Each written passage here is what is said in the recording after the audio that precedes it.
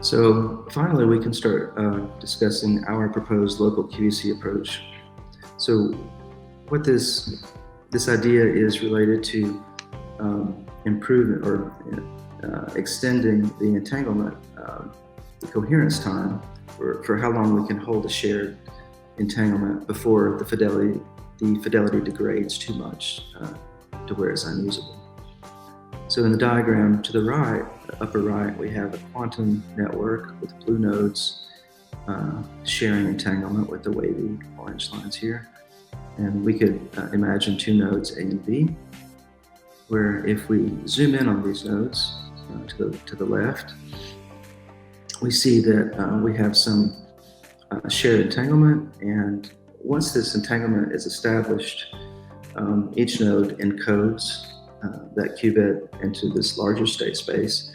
And what we do is we want to run cycles where we stabilize or detect errors and then correct.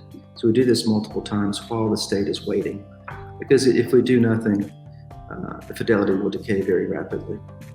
And so we want to do this in a specific way too. We want to do it in a way that has very minimal protocol overhead. We don't want to require the nodes to message each other to synchronize the schedules. And we would like this to work with heterogeneous qubit modalities, different types of qubits, different types of noise. Ideally, different on each side, and we still want this to work.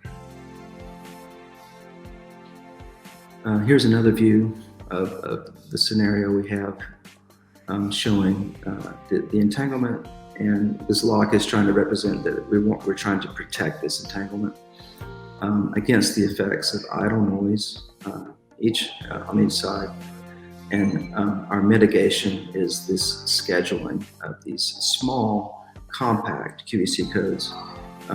And by compact, I mean, a handful of qubits comprising the logical state, requiring no more resources than purification, or on the same order of resources that purification would require, and which are presumably already available generation 1 networks.